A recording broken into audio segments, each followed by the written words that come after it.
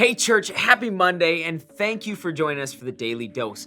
My name is Michael, I'm the youth pastor here at Pathways. You know, a couple weeks ago, we went through this series where we taught you how to study the Bible, and one of the coolest things, selfishly, that I love about studying the Bible is every time I read it, I feel like I learn something different, right? I can read the same passage 3 times to get 3 different things out of them. And so what we are going to do this week is we're actually going to do the same passage as Nathan did last week. Just to show you guys that the reality is that we both can read the same passage and get something completely different out of it. How many of you struggle with sharing your faith? Can I tell you a secret? I struggle with sharing my faith. What? Right? Yeah, I know I'm a pastor. Yeah, I know I work at a church, but still, there's something about sitting down and having a conversation about your faith with someone that just can get a little nerve-wracking. It can get a little bit uncomfortable.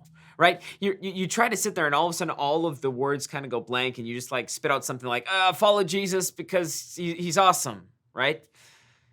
I think a lot of times we look through the Bible and we see all these great instances of people being saved and thousands of people added, and that's something we also see in Acts 14.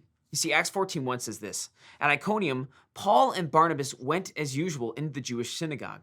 There they spoke so effectively that a great number of Jews and Greeks believed. They spoke in such a way that was so effective that so many people began to follow Jesus." Now, it's really easy to look at that and be like, yeah, obviously they shared their faith. A ton of people came, and it's because of how good they are at speaking and how fluent they are. But you see, I want you to understand something. You see, the message that we bring is so much more important than the way that we bring it. As long as we're speaking out of love, the gospel is the thing that carries the power, not your ability to share it with somebody else. And so I want to challenge you as you head through this week, who can you share the gospel with? Maybe it's a neighbor, or maybe it's a coworker or a friend.